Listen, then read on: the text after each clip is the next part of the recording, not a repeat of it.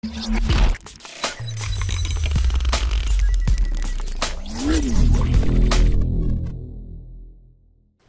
চলচ্চিত্রের জনপ্রিয় কৌতুক অভিনেতা দিলদার আর অভিনেত্রী নাসরিন। বাংলা চলচ্চিত্রের জনপ্রিয় কৌতুক অভিনেতা দিলদারের চলে যাওয়ার 14 বছর পার হয়ে গেল আজ। 1972 সালে কেন এমন হয় চলচ্চিত্রের মাধ্যমে ঢালিউডে তার অভিষেক হয়। 2003 সালে তুমি শুধু আমার ছবিতে কৌতুক অভিনেতা হিসেবে জাতীয় চলচ্চিত্র পুরস্কার পান তিনি। বাংলা চলচ্চিত্রের একসময় সেরা কৌতুক অভিনেতা দিলদারের সঙ্গে শতাধিক ছবিতে অভিনয় করেছেন অভিনেত্রী নাসরিন। নাসরিন আজও বাংলাদেশের দর্শকদের কাছে দিলদারের নায়িকা হিসেবে বেশি পরিচিত। আজ এই অভিনেতার মৃত্যুবার্ষিকীতে সবার কাছে দোয়া চেয়েছেন তিনি।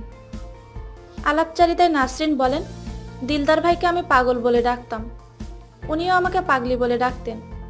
আমরা দুজনের জুটি হিসাবে 100-র বেশি ছবিতে অভিনয় করেছি।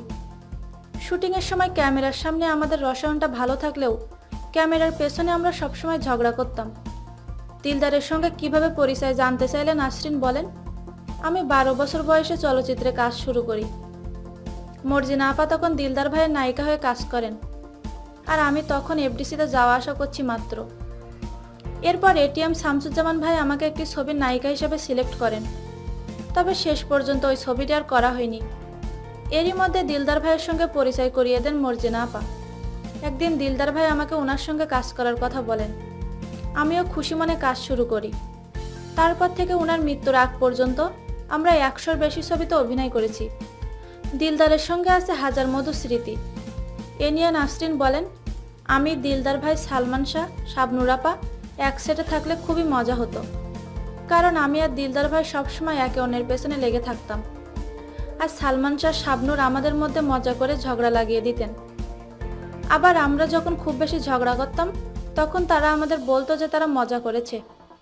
এভাবে আসলে কখন যে জীবনের এতগুলো দিন কাটিয়ে দিলাম বুঝতেই পারিনি। এখন যখন বুঝি তখন সেই ঝগড়াগুলোই আমার কাছে সবচেয়ে মধুর স্মৃতি মনে হয়। অভিনেতা দিলদারের সঙ্গে কাজের বিষয়ে নাসরিন বলেন, কাজের বিষয়ে ভাই অনেক সিরিয়াস ছিলেন। যখন যে ছবির শুটিং করা হতো গল্পের চরিত্রটা নিজের মধ্যে ধারণ করতেন, আমাকে চরিত্রটা বুঝিয়ে দিতেন।